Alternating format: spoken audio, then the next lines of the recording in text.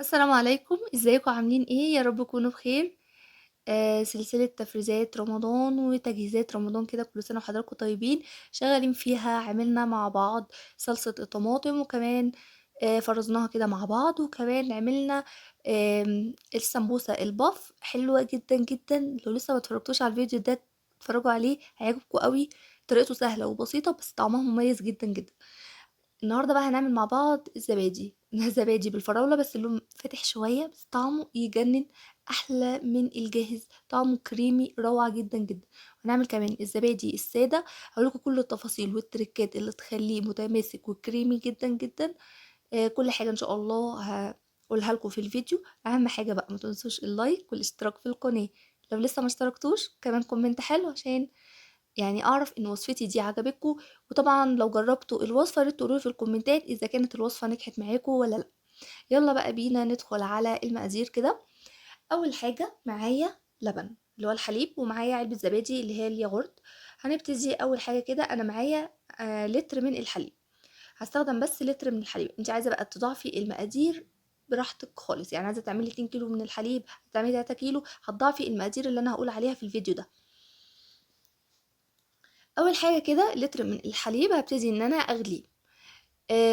اول ما بيبتدي ان هو يغلي، هبتدي ان انا اطفي عليه واسيبه لحد ما يبرد. انا مش عايزاه يبرد تماما، انا عايزاه بس زي دمعة العين كده، ان انا احط صباعي فيه 10 ثواني، ان انا صباعي ده يقدر يستحمل درجة الحرارة اللي في الحليب. معايا كمان هنا معلقتين كبار من الزبادي، يعني انا هستخدم معلقتين كبار بس من الزبادي، يعني مش هستخدم العلبة كلها. بصوا هنا حطيت صباعي بحطه 10 ثواني بس. ومجرد ان انا يعني بفضل حطاه كده في قلب الحليب، مش بحس باي سخونه خالص. بس طبعا ما سيبهوش لحد ما يبرد تماما، هو يكون دافي كده شويه.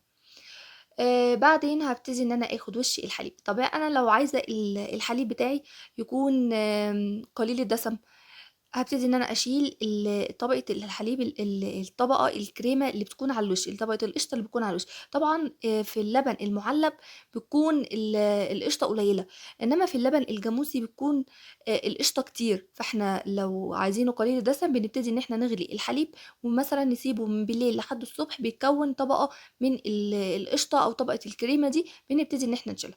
بس أنا هنا إحنا عايزينه كامل الدسم، فباسيب القشطة بتاعته. اهم حاجه ان انا اشيل كده القشطه اللي على الوش، علشان هي هنا متكتله لسه. هبتدي ان انا احطها كده في بوله، وبعدين هضيف عليها كده كبشتين من الحليب، وابتدي ان انا اضربهم كويس. عايزه تضربيهم في الخلاط تمام، عايزه تعمليهم في الهاند بلندر لو عندك تمام. انا هنا عملتهم بالمضرب اليدوي عادي خالص، عشان اوريكم ان احنا ممكن نستخدم اي حاجه، كل حاجه يعني نقدر ان احنا نعمل بيها. اهم حاجه ان انا بس اضربهم تماما. بس احنا لو هنعمل بالمضرب اليدوي، ابتدي ان انا اصفيهم بعد ما اخلطهم تماما. يعني لازم ان انا اصفيهم علشان هيبقى فيهم شويه كده تكتلات، او هيبقى مثلا القشطه لسه يعني فيها يعني قطع كده بسيطه، فلازم ان انا اصفيهم كويس جدا.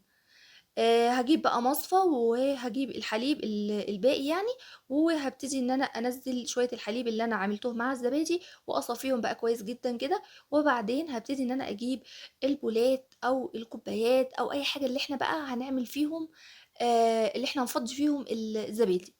طبعًا إحنا عارفين إن الزبادي اللي إحنا بنشتريه من برّه بيبقى العلبة صغيّرة إزاي، يعني أصلًا بيبقى أقل من معلقتين من الزبادي. فإحنا هنا استخدمنا الكوبايات دي، أنتِ ممكن تستخدمي كوبايات صغيّرة تعمل معاكِ كمية كبيرة. أنا هنا استخدمت الكوبايات دي، دي عاملة زي العلبة اللي هي ال175 جرام من الزبادي. يعني أنتِ عايزة بقى تقللي كمية الزبادي دي وتعمليها في كوبايات أكتر، يعني ممكن كيلو الحليب يعمل معاكِ 11 كوباية من الزبادي أو 12 كوباية كمان، فعلى حسب حجم الكوبايات اللي أنتِ هتعمليها. أهم حاجة بس إن إحنا الكوبايات اللي إحنا هنستخدمها أو البولات اللي هنستخدمها تكون نضيفة جدًا، جدًا، ما فيهاش ولا نقطة مَيّة. لازم البولات دي ما تبقاش فيها ولا نقطة مَيّة، عشان لو البولات دي فيها مَيّة هتبتدي إن الزبادي يفصل معانا ويعمل طبقة من الشرش كده وطبقة من المَيّة، وهيبتدي إن هو يفصل وهيبوظ معانا. فلازم الحاجة اللي إحنا هنستخدمها تكون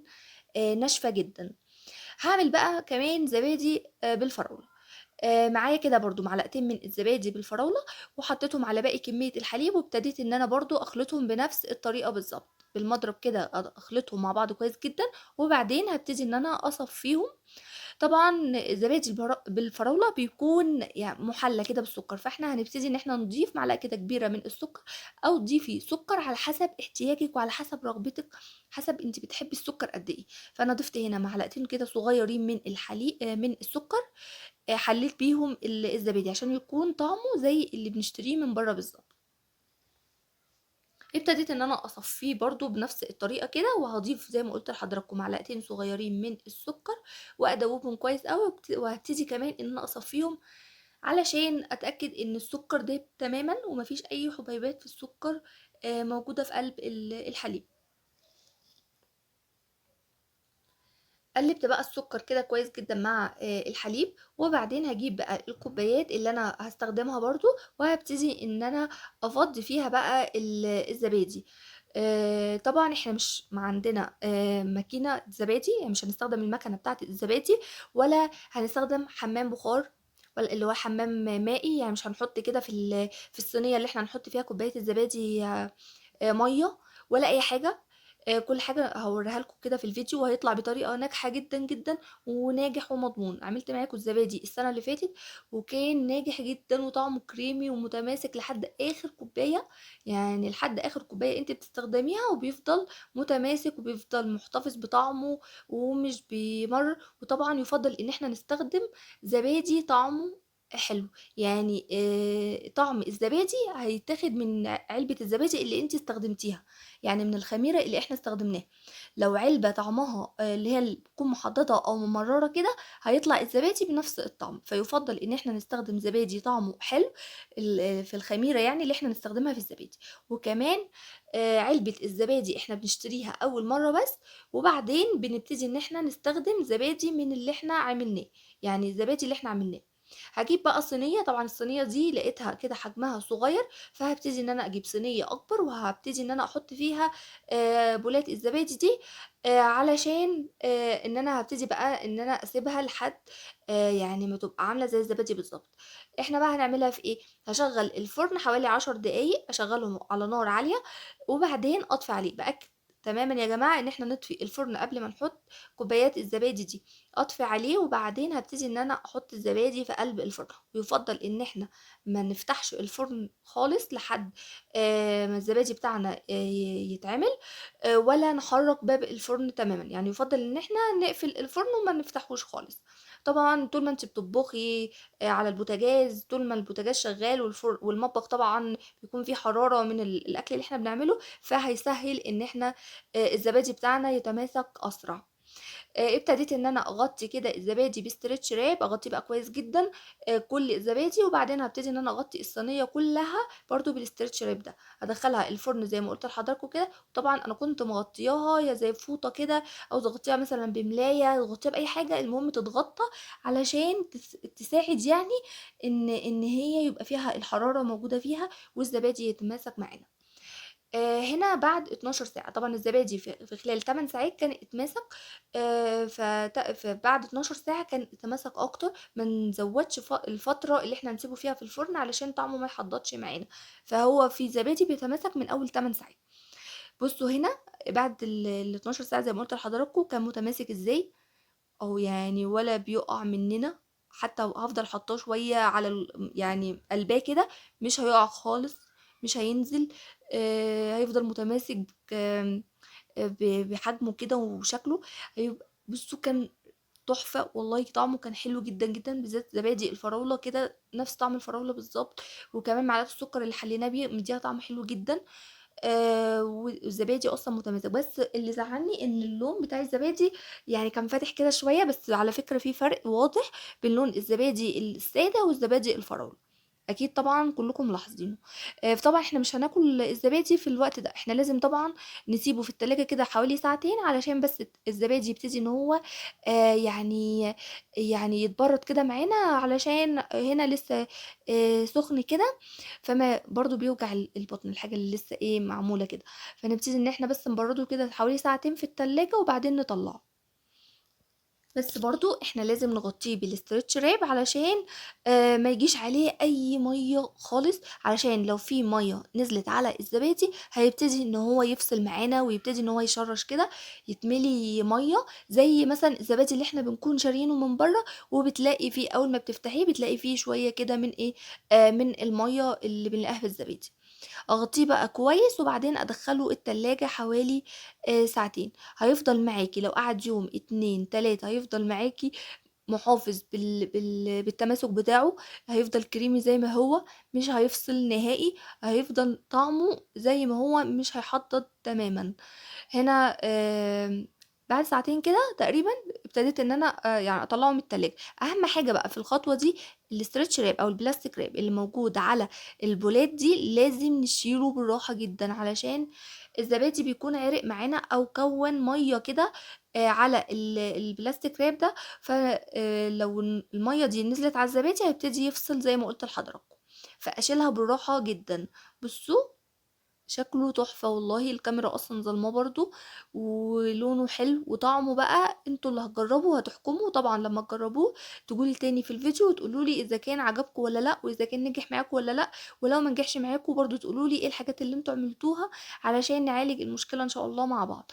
بصوا الزبادي تحفة جدا جدا، كريمي ومتماسك، كريمي حتى يعني حتى واحنا بناخد منه واحنا بناكل منه مش هتلاقي ميه كده في نص الزبدية او في تحت كده، لا ده انت هتلاقيه متماسك زي ما هو، وبرده ناعم جدا جدا علشان احنا كمان صفيناه في الاول، فهيفضل ان هو ناعم كده خفيف وطعمه حلو قوي. ولو قلت لكم ان هو احلى كمان من اللي بنشتريه من بره، والله يعني خايفة لما تصدقوني، بس هو والله احلى من اللي احنا بنشتريه من بره.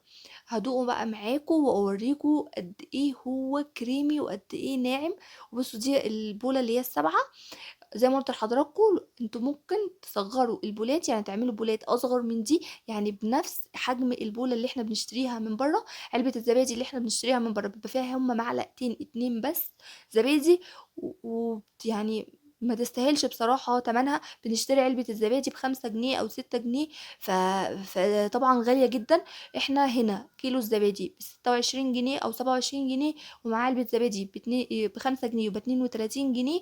فعملنا 7 علب زبادي. انت لو اشتريتيه هتقولي ب35 جنيه، 5 في 7 ب35، لا طبعا.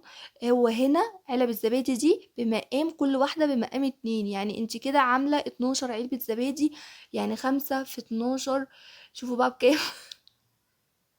ب60 جنيه.